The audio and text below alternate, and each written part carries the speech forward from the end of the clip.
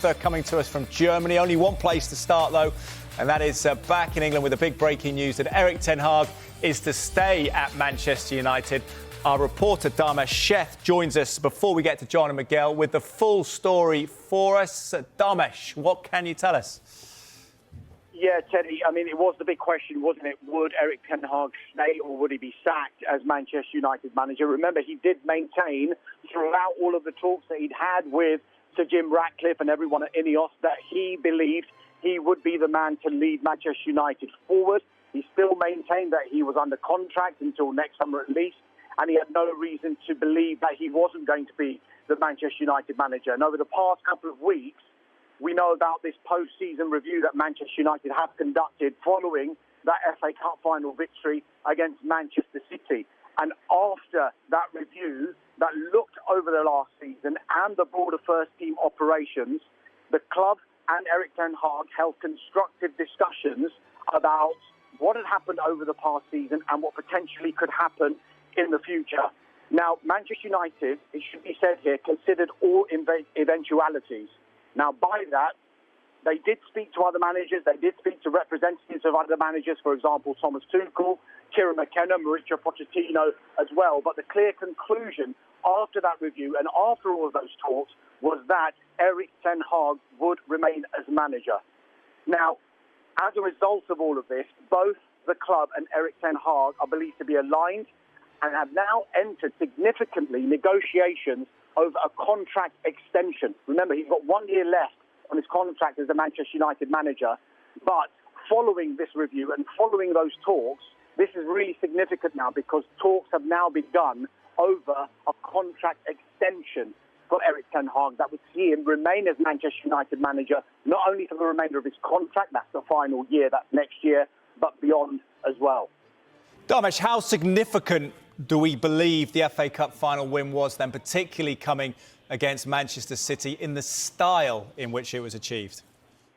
I mean, look, that was one of the factors that, the review would have considered, but it was the whole season as well, and that's why there was so much doubt about whether Erik Ten Hag would remain as Manchester United manager. Remember, they had an 8th place finish. Never before had Manchester United finished that low in a Premier League season. They had a negative goal difference. And this followed a season when he'd won a trophy, the League Cup, he'd got them to the quarterfinals of the Europa League and got them to a 3rd place finish in the Premier League and Champions League football. But this season has not gone according to plan. Their defence of the League Cup, that finished early. They were knocked out of the group stages in the Champions League. Such was the poor performance of the Champions League, that they finished bottom of that group and they were eliminated from Europe before Christmas. So that in itself would not help Erik Ten Hag. But I think everything that was considered included potentially the injury situation that Manchester United and Erik Ten Hag had to deal with as well. And I think all of those factors together, coupled with, because remember, they did consider all eventualities here, coupled with maybe not being able to find another manager that they believe would do a better job than Erik Ten Hag, that is significant as well. And I think all of those factors put together has come to the conclusion that Erik Ten Hag is the man to lead Manchester United forward for the remainder of his contract at least, because now we have a situation where the club and Erik Ten Hag have entered into negotiations over a contract extension. Ahead of the transfer window opening as well. Damesh Sheth, thank you very much. OK, well, let's bring in our guests. Let's come to Miguel Delaney first. Miguel, of course, the people compiling the back pages, scrambling to rip up what was there and put Ten Hag on there. What's your reaction to this news first and foremost? Had I heard it 3 weeks ago before the cup final, I think I would have been much more surprised. Now, with just everything we've heard over the past few days and the way it's been tracking, it felt like it was almost coming towards this situation, especially as news started to leak about kind of meetings they'd had with other managers, how those managers suddenly, I mean, the two biggest ones being, and the two most famous, of course, being Pochettino and Tuchel. So I think once it was confirmed tonight, it wasn't that much of a surprise. I suppose there is then a bigger debate over whether it is the correct decision or even whether Manchester United went about it in the correct way. Now, I know Ineos would insist that as, a new minority ownership coming in, who do have control over football, they have to go about things their way. But it is, I suppose, at the least, a sort of a curious situation to leave the manager you're now entrusting the medium-term future of the club with to this kind of open future for the past few weeks, where he didn't know what was going to happen himself. And I'd heard last week that Ten Hag himself was pushing for clarity. So it's a curious situation, but I suppose, at least from United's perspective, and actually one that the fans, given the reaction to the FA Cup, we're quite happy with. It's ended with a firm decision. It's interesting Miguel says that, John, because there were reports in the papers before this story broke that Ten Hag was angry at the uncertainty. Are you surprised from his part, given the coverage of the conversations with other managers, that he's willing to stay, and as Dharma Sheth reports there, potentially signing an extended contract? Yeah, but I think to do a really thorough review, Teddy, I do think it's actually pertinent that you do speak to other managers. You do look at other potential situations. And listen, I respect and actually really admire the decision to stick with Ten Hag. I mean, I tell you what, a lot of United fans, I think, are on board as well. Yes, it's been a choppy season. Yes, it's been indifferent at times. They've had troubles right towards the end. But I think if you are honestly going to do a review, and a thorough review at that, and United said from very early on that basically that's what they were going to do, then I do think you have to go through all those eventualities, seek it out, speak to Erik Ten Hag in detail, speak to other candidates in detail. And I actually think they've come to, a good conclusion, because maybe not everyone else fitted, and Erik Ten Hag, I think, definitely has mitigating factors. One of the key elements, let's not forget, in this review, I think, of the club structure and everything that's going on is the medical department. They clearly had so many injuries towards the end of the season. Frankly, that completely hampered them, is the reason why they lost so many games towards the end. Ten Hag, really pulled off a tactical masterclass, I thought, in the FA Cup final. Fantastic. That's almost, won back fans to sort of say, treat him with respect. He's given us 2 trophies in 2 years. That's the very least he deserves. I always think it's very difficult when managers almost lose the fans' trust a little bit and faith. And I think along the way, Ten Hag has been in danger of that. So I still think there's convincing to do. I actually think this is a brave and bold decision, even more so to perhaps reward him with a new contract. So I do admire their stance on it.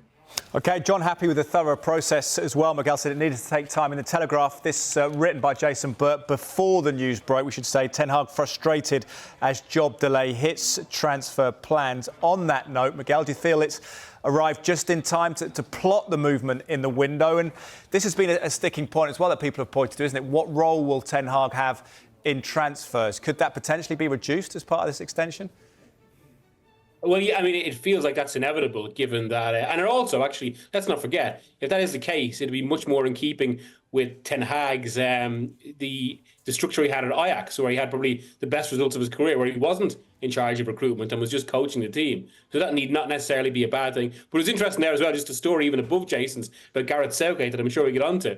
I mean, because to my mind, and from what I've heard as well, that has influenced some of this as well. We know about the connections between the new United hierarchy and Southgate.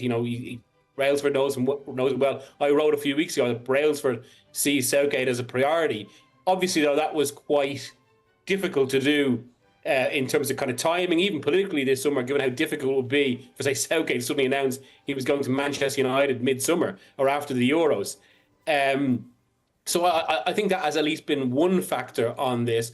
And in that, if, say, they do see Southgate as someone for the future, and I suppose at the moment now it's as if all bets are off. Well, that does feed into this decision, because if they're going to get rid of Ten Hag, it had to be someone exactly right. And obviously, from all the candidates I've interviewed, they just didn't. John's alluded to it there, but it didn't feel like anyone was worth getting rid of Ten Hag for. And I suppose that's all more. That it's going to be more pronounced if they do have someone longer term in mind. But who knows? Plans might change now, and this could be one of those juncture moments in the history of the club after a really difficult season, maybe bolstered by the FA Cup. Ten Hag does knuckle down, and we see the team more as he would want it, and we'll see whether kind of the truth of all the debates of this season, whether it was injuries that caused it, or whether it going down to coaching issues or tactical. Well, that could well be decided next season. Interesting that Miguel mentions that, John, given the fact that Gareth Southgate pictured on the Telegraph there, the players pleading with him not to go after the Euros, the England players. About the new contract, John, was it obvious that they would extend the contract even if Ten Hag stayed? Was there not a sense of saying, well, actually, this is pretty balanced. We've had an 8th place finish, but we won the FA Cup. Maybe we just see out the year and see what happens. Are you surprised in a way that they've committed to Ten Hag? I am surprised that they're renegotiating the contract, but I tell you what, fair play to them for doing that, because you can only be fully committed to it if you decide to proceed with Ten Hag as they are indeed doing. I think your only option is to extend the contract, because you have to, I think, show a real forceful show of strength, if you like, and trust and faith in the manager to move forward. That manager must feel support from within the hierarchy, must feel that, I think, to move forward. Listen, I think there's many question marks about Ten Hag. I do feel, though, you can't move away from 2 trophies in 2 years. You know, he has won. I think the point for me is that United need to be up there, sort of in the Champions League places, and indeed, I think, challenging for the title. But I think to make that sort of stride and progress, a manager has to feel a trust and a faith from the hierarchy, and I do think that's why they have decided, I think, to kind of, if they're going to move forward this, you can't do it sort of kind of 50% in. You have to be all in and support the manager. I think Miguel touched on a really important point there as well, that continental managers basically always used to a different way of managing. I think to allude to kind of any issues within working with a different structure, if you like. Of course, players are recruited. And I think, let's be honest, some of the recruitment in recent times hasn't been good enough. That's, again, another area that they have to look at. But I do think they're putting complete faith in the manager. They're overhauling and reviewing other aspects of it. And if you trust Ten Hag and if he's delivered, then I think you absolutely have to go with that. And I think United have made a bold but the right ultimate choice. OK, John, clarity then. Manchester United, though, 8th. Miguel, they were 8 points off 4th placed Aston Villa. We'll finish this part before we head to a break with your sense of what he needs to achieve in the coming season to survive another review. What is the minimum target now for Ten Hag? I think John said it there. They've got to get back into the Champions League, re-establish the club. He did get back in the first season, but United need to be there regularly. That would be their level. It should be their level. And I think that has to be the minimum target for next season. OK, brilliant. Miguel, Delaney, John Cross, thank you very much.